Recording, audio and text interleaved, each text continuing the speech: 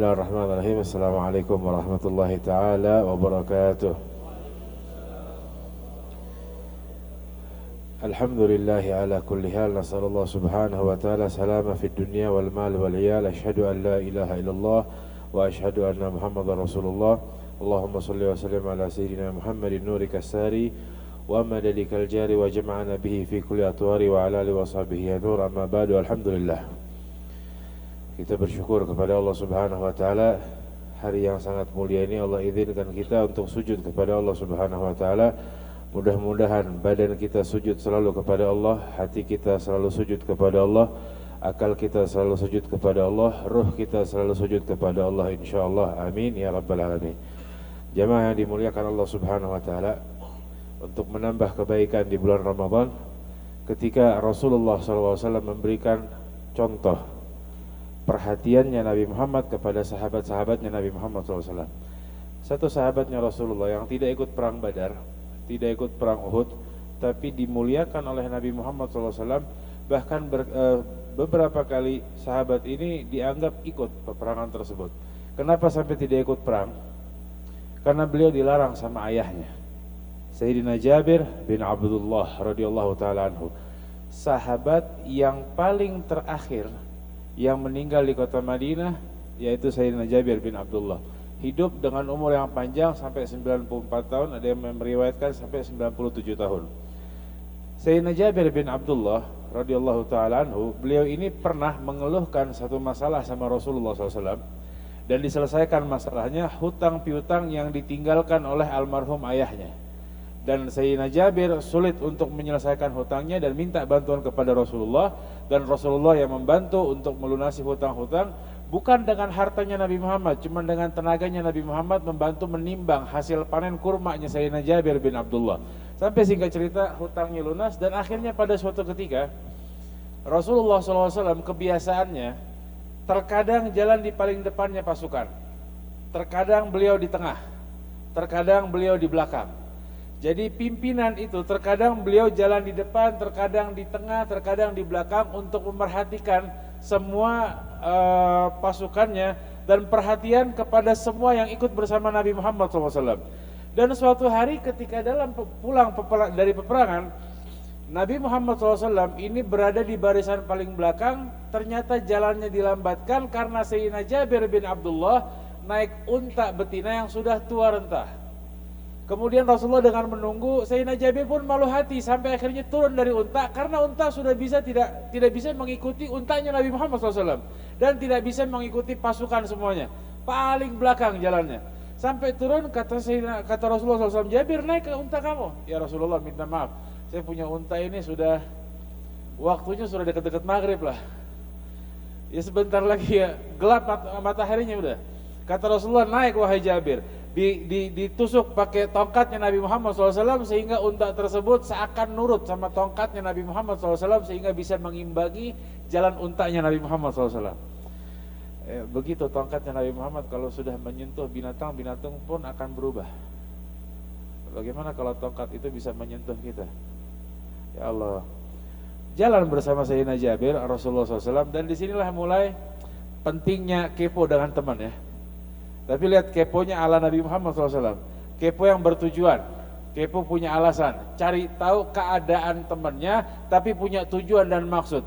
Jabir, nanti begitu sampai di Madinah pasti enak ya, keluarga kamu akan sambut kamu, tidur di kasur yang enak, ya rumah sudah dirapikan. Ya Rasulullah, rumah saya nggak ada kasur. Rasulullah pun mengganti topik. Oh kalau begitu paling tidak kan ada istri toh di rumah. Iya ya Rasulullah. Kamu menikah dengan janda kah dengan perawan? Dengan janda ya Rasulullah. Kenapa nggak nikah sama perawan Jabir? Ya Rasulullah, ayah saya itu meninggal dan meninggalkan juga adik-adik saya ya Rasulullah. Kalau saya menikah dengan perawan, kemungkinan besar Jabir akalnya cerdas. Kemungkinan besar nggak akan bisa ngurus adik-adik saya ya Rasulullah.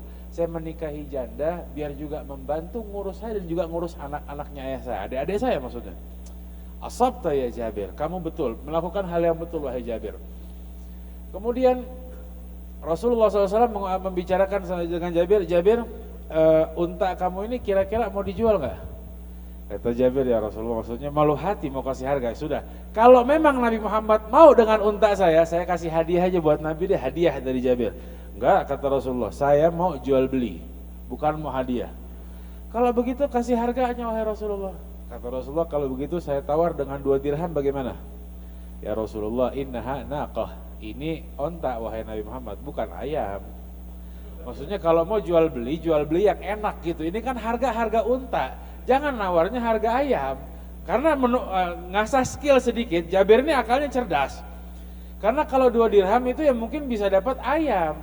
Nggak bisa beli onta. Onta itu harganya tuh 200, 300, 400 dirham lah kurang lebih. Kalau kita kata Rasulullah, bagaimana kalau 400? Deal ya Rasulullah. Sepakat. Udah nih ya, selesai ya? Iya selesai ya Rasulullah. Nanti diantar ya ke rumah saya. Siap ya Rasulullah. Pokoknya kamu pakai dulu untuk pulang ke rumah. Nanti setelah itu antar untanya. Baik ya Rasulullah. Jalan Rasulullah dengan Sayyidina Jabir. Sampai Jabir di rumahnya, maka Sayyidina Jabir gak langsung bawa ke rumahnya dengan unta. Untanya diikat di masjidnya Nabi Muhammad SAW. Jabir pulang jalan kaki ke rumahnya.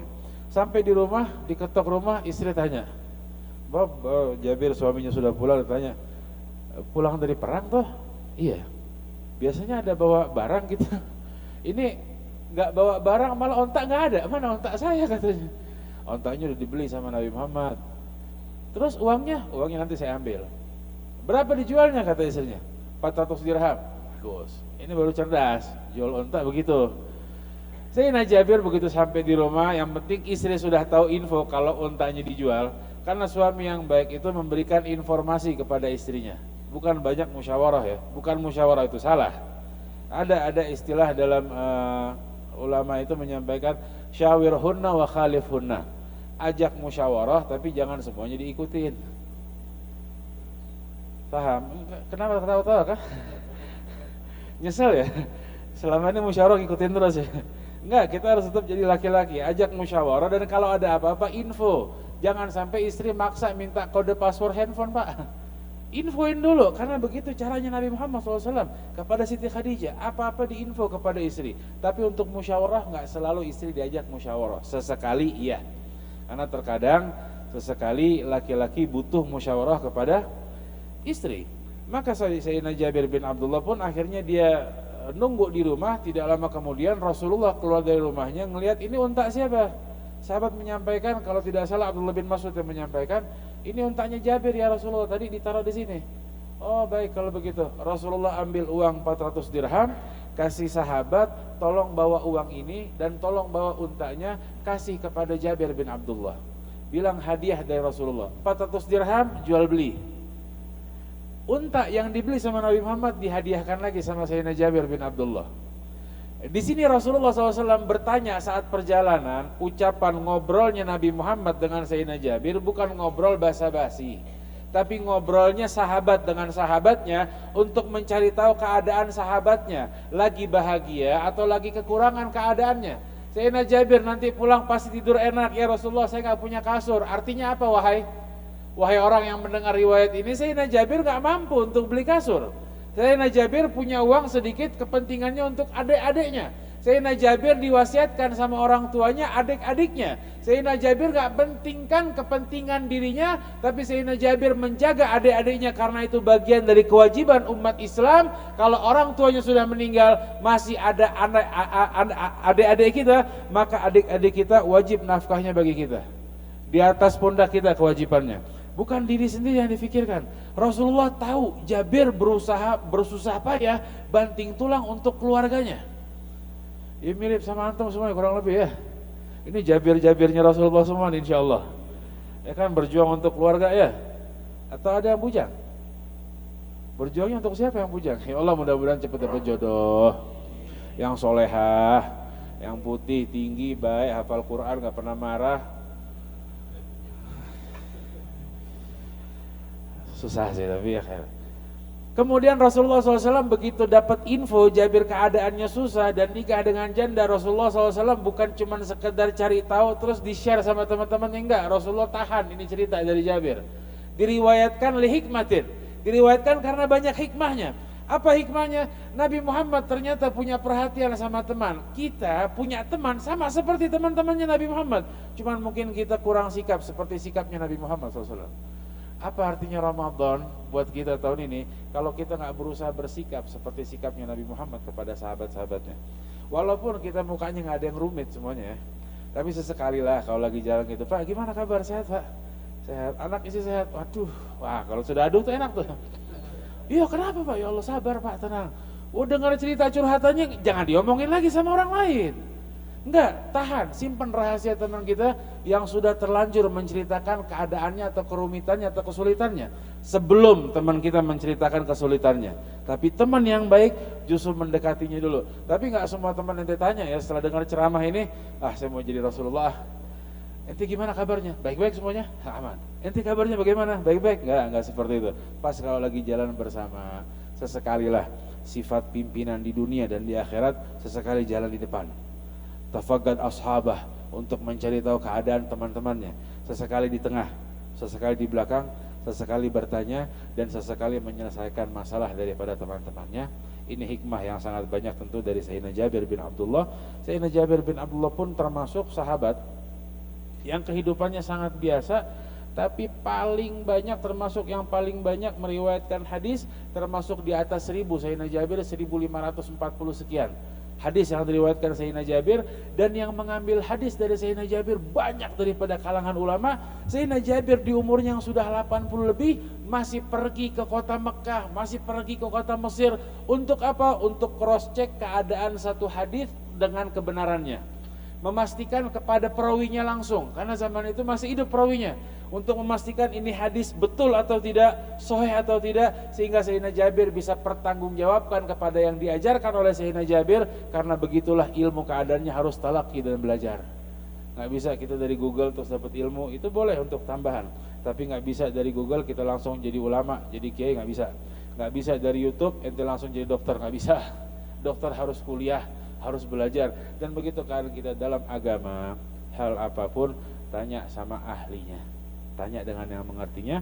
Dan mudah-mudahan kisah Rasulullah dengan Sayyidina Jabir bin Abdullah menjadikan kita, hubungan kita sesama karyawan erat bagaikan hubungannya Nabi Muhammad dan Sayyidina Jabir, insyaallah.